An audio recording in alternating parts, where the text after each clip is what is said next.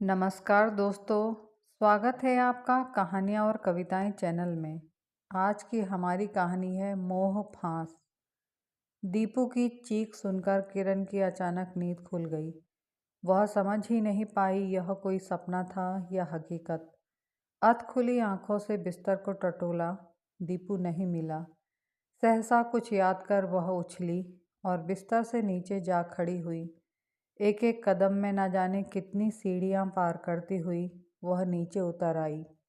Gate खुला हुआ था। बाहर वाले कमरे में दीपू फर्श पर पड़ा हुआ था और सावित्री जी वहीं गाल पर दोनों हाथ धरे खड़ी कांप रही थी। आंखों में लाल लाल डोरे, भय की सिरहन, कुछ अचानक घट जाने का आश्चर्य। रामलाल जी झकझोर रहे थे। यह क्या किया तूने सावित्री? तुम्हें यह क्या हो गया था? रामलाल जी दीपू को उठाने जा रहे थे कि किरण की चीख सुनकर ठिठक गए। किरण चीखती हुई कमरे में दाखिल हुई। क्या हुआ मेरे दीपू को? हाय, क्या हो गया मेरे बेटे को? मार डाला इस बुढ़िया ने। दीपू से लिपटकर किरण रोने लगी। अभी सावित्री जी वैसे ही खड़ी थी, बिल्कुल निश्चल निष्कंप, पत्थर की मूरत जैसी। एकाएक किरण ने उन्हें जोर से धक्का दिया। हत्यारिन, खा गई तू मेरे बेटे को। फिर दीपू को पकड़कर दहाड़े मारकर रोने लगी। दीपू किरण और राघव का इकलौता बेटा है। मना करने के बावजूद वह अक्सर दादा दादी के पास चला जाता है। उनके साथ खेलना उसे अच्छा लगता है।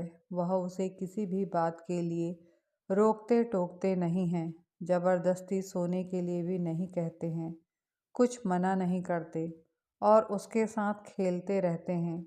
रामलाल जी कभी उसके लिए घोड़ा बन जाते हैं, कभी शेर तो कभी हाथी, और दीपू उनकी पीठ पर बैठकर सवारी करता है। दादी भी हमेशा उसके पीछे भागती रहती है, उसे कुछ ना कुछ बनाकर खिलाती रहती है और उसके साथ छुपम छुपाई खेलती हैं। जब वह थक कर बैठ जाता है तो उसे दुनिया भर की कहानियाँ सुनाती है। राघव भी अपने माँ बाप का इकलौता बेटा है। वह अपने बीवी बच्चे के साथ ऊपरी मंजिल पर रहता है और माँ बाप नीचे रहते हैं। 6 साल का दीपू दोनों परिवारों के बीच पुल का काम करता है। जल्दी ही यह खबर सारे मोहल्ले में आग की तरह फैल गई। दीपू को अस्पताल ले जाया गया। 15 मिनट के भीतर उसे होश आ गया। वह बेहोश भर हुआ था। आसपास भीड़ देखकर उसे कुछ समझ नहीं आया। वह किरण से लिपट गया और चुपचाप शून्यता में खोए हुए वह कुछ देर पहले की घटना याद करने लगा।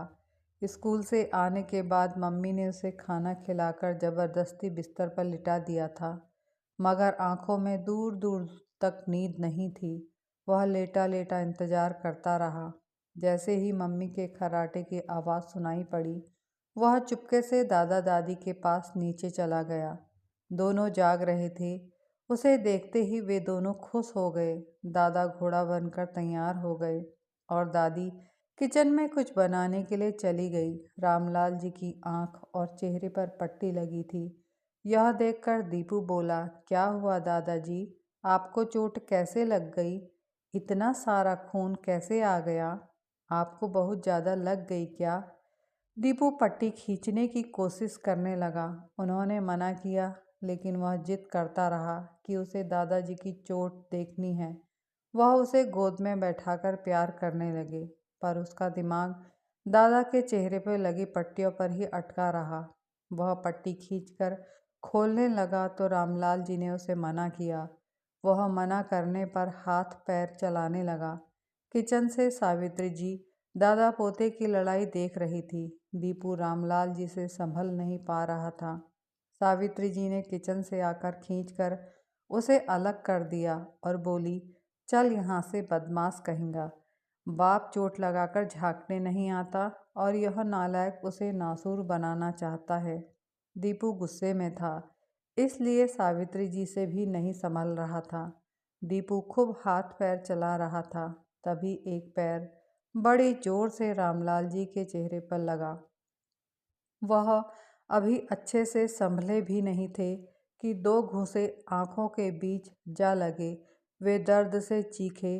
पति को दर्द से कराहते देख सावित्री जी दीपू को पूरा जोर लगाकर खींचने लगी। उसे खींचते हुए वह बुरी तरह कांप रही थी। हाथ भिजे हुए थे, आंखों से अंगार निकल रहे थे। चेहरा देखकर दीपू सहम गया और शांत हो गया, पर सावित्री जी उसे खींचती रही। उसका गला और चेहरा उनके हाथों में था। पकड़ कसती जा रही थी, साथ ही वह चिल्लाती जा रही थी, तू भी पूरा नालायक है। मेरे बेटे को मारेगा, राघव को मारेगा, राघव को मारेगा। और दीपू मूर्छित होकर गिर पड़ा। जल्द ही राघव भी घर पहुंच गया। लोग आपस में खुसर खुसर कर रहे थे। सभी स्तब्ध थे कि सावित्री ने बहू बेटे से बदला लेने के लिए पोते का गला घोंटा। माँ बाप से अलग रहने के लिए लोग राघव को गालियाँ दिया करते थे, कोसते थे, पर आज सब बोल रहे थे कि बदला लेने के लिए बुढ़िया इतनी गिर गई। इसी बात पर चर्चा हो रही थी। किरण से लोगों को पता चला था कि सुबह राघव की पापा से कहा सुनी हुई थी। पापा पैसे मांग रहे थे, इन्होंने देने से इनकार कर दिया। बस इतनी सी बात को लेकर बुढ़िया ने यह कर डाला। किरण घर में घुसने को तैयार नहीं थी। वह जिद पर अड़ी थी कि जब तक बुढ़िया जेल या पागल खाने नहीं जाएगी तब तक वह घर में कदम नहीं रखेगी। किरण पड़ोस के ही घर में दीपू को लेकर बैठी थी। दीपू अभी गुमसुम था। उसे समझ नहीं आ रहा था कि क्या हो रहा है। जो भी किरण से हाल चाल पूछने आता है, किरण उसे दिन भर की कहानी सुनाते हुए अंत में यह जोड़ना नहीं भूलती है कि हम लोगों ने कभी किसी का बुरा नहीं किया। अरे, बुरा करना तो दूर, कभी किसी का बुरा सोचा तक नहीं। नहीं तो पता नहीं क्या हो जाता आज। ऊपर वाले ने उसी भलाई का सिला हमारे बेटे दीपू की जान बचाकर दिया है। नहीं तो बुढ़िया ने तो हमारे बेटे को मारने की कोई कोर कसर नहीं छोड़ी थी। सभी सावित्री जी को पागल साबित करने में जुटे थे। रामलाल जी और सावित्री जी घर के अंदर ही थे। लोग ताक झांक कर कुछ देखने की कोशिश कर रहे थे। हत्यारिन दादी का चेहरा कैसा होता है? क्या वह चुड़ैल जैसी लगती है या पागल जैसी, या फिर राक्षसी जैसी है जैसे पूतना? सावित्री जी घंटे भर से बदहवास सी फर्श पर बैठी थी। यह सब क्या हो गया, कैसे हो गया? चूल्हे पर रखा हुआ बादाम का हलवा जलकर खाक हो चुका था। आज सुबह ही राघव गेट खोलकर उन दोनों के कमरे में आया था और उसने छोटी सी बात के लिए पिताजी पर हाथ उठाया था। उसने चाय समेत कप उनके चेहरे पर दे मारा, पर उस छोटी सी बात के लिए इतना बड़ा बदला उसे हजम नहीं हो रहा था। सावित्री जी ने दौड़कर राघव का हाथ पकड़ लिया, पर उसने उनका हाथ झटक दिया। वह राघव के पैरों को पकड़कर बैठ गई और बोली, बेटा, दीपू अपना बच्चा है, मैं उसे मारने की भला सोचूंगी भी क्यों? वह तो तेरे पापा के मुंह पर हाथ पैर चला रहा था, मैं तो बस उसे खींच रही थी। पता नहीं यह सब कैसे हो गया, मुझे नहीं पता। मुझे माफ़ कर दे बेटा, तू जो चाहे सजा दे, कुछ तो बोल। क्या तुझे भी लगता है मैंने ऐसा जानबूझकर किया है? राघव की मुट्ठियाँ भिजी हुई थी, नथुने फैले हुए थे, गर्म सांसें ऐसे बाहर निकल रही थी कि किसी को भी जलाकर खाक कर दे। आंखों में ऐसी घृणा कि सावित्री जी बर्दाश्त नहीं कर पा रही थी। वह चुपचाप मुंह बिचकाए हुए, जैसे कोई घृणित चीज पैरों से लगी हुई हो, 2 कदम दूर खड़ा हो गया। सावित्री जी औंधे मुंह पड़ी रोती रही और सुबक सुबक कर कहती रही, बेटा ऐसा मत कर, तू तो मेरा बेटा है, हमें ऐसे मत छोड़। शुक्र है दीपू को कुछ नहीं हुआ, नहीं तो मैं अपना मुंह कहाँ दिखाती। मुझे मार बेटा, मार डाल मुझे। अब ऐसा जीवन नहीं काटा जाएगा मुझसे। अगर तू भी मुंह मोड़ लेगा तो उससे अच्छा है तू मुझे मार डाल। राघव बोला, मैं तुम्हारी तरह गिरा हुआ नहीं हूँ कि छोटी सी बात के लिए किसी की भी जान ले लूँ। कहता हुआ राघव कमरे से बाहर चला गया। सावित्री जी दहाड़े मारकर रोती रही, आवाज़ बाहर तक आ रही थी। लोग उसके पूरा पागल हो जाने की घोषणा करने लगे। पुलिस आ चुकी थी। उसके पीछे लोगों का हुजूम उमड़ पड़ा।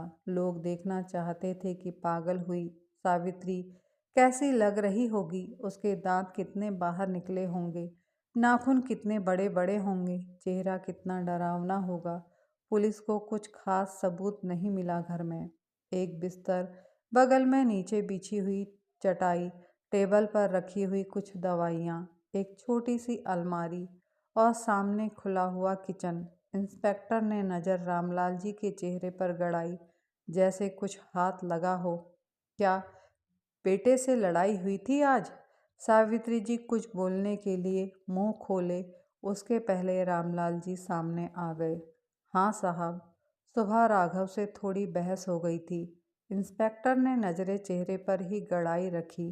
रामलाल जी बोल रहे थे, उस समय मैं चाय पी रहा था तो उसने कप उछालकर मेरे चेहरे पर दे मारा। उसी की चोट है मेरे चेहरे पर। इंस्पेक्टर ने अपना अगला दांव फेंका, तो आप लोगों ने पुलिस में रिपोर्ट दर्ज क्यों नहीं करवाई? अब सावित्री जी आगे आ गई। साहब, घर में तो यह सब होता रहता है। हर बात के लिए पुलिस के पास थोड़ी ही जाते हैं। आपसी मामला है, घर की बात है, हम आपस में सुलझा लेंगे। लेकिन माता जी, अब मामला आपसी नहीं रहा, हमें कुछ तो करना ही पड़ेगा।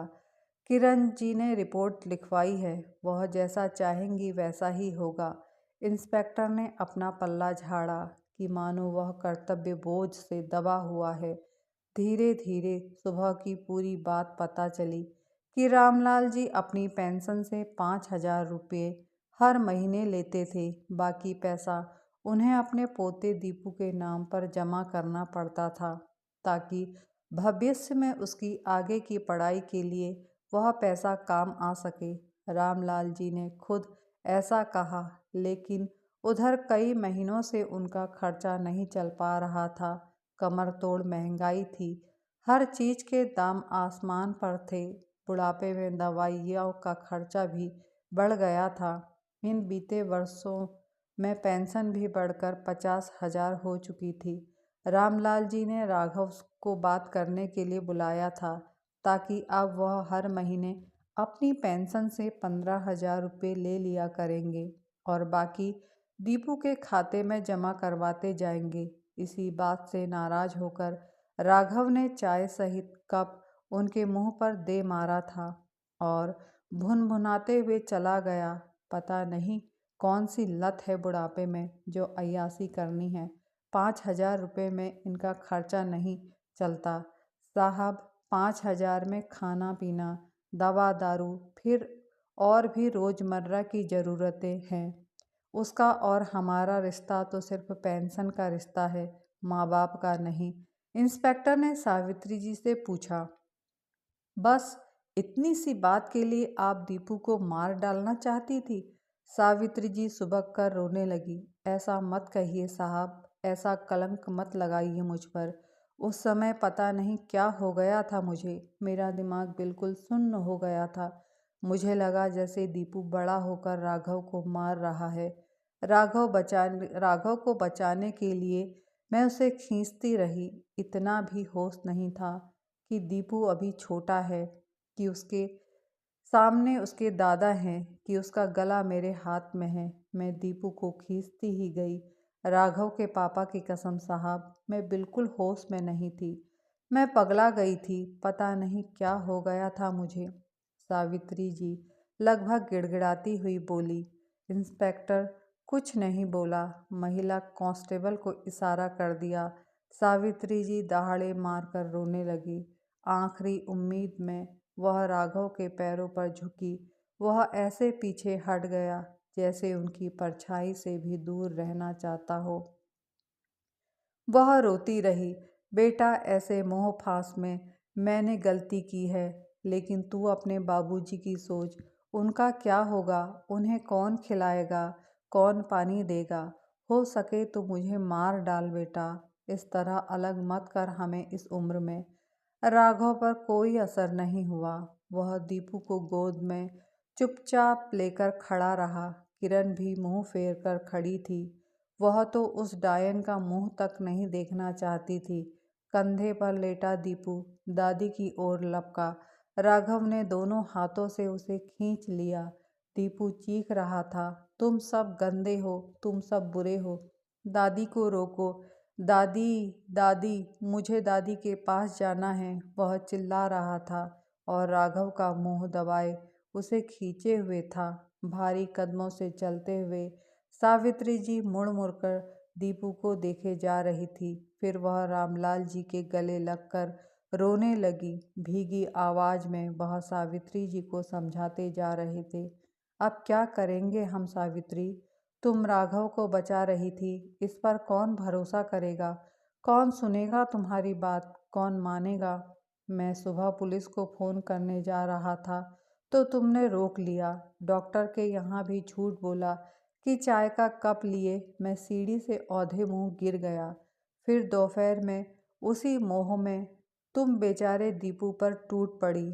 तब तुम्हारा ही कर्म भोग, तुम्हारा ही मोह फांस तुम्हारे ऊपर भारी पड़ गया। सावित्री जी के जाते ही वह धम्म से गेट पर बैठ गए। आंसुओं का रेला थमने का नाम नहीं ले रहा था। मन ही मन कुछ बुदबुदाते जा रहे थे। जिंदगी भर जिसे जिलाने का जतन किया, अब उसी को बचाने के लिए थाने जा रही है। वाह रे कर्म भोग, वाह रे मोह फांस। सावित्री जी बार बार पलटकर दीपू को देखे जा रही थी। वह भी दादी दादी कहकर चीख रहा था।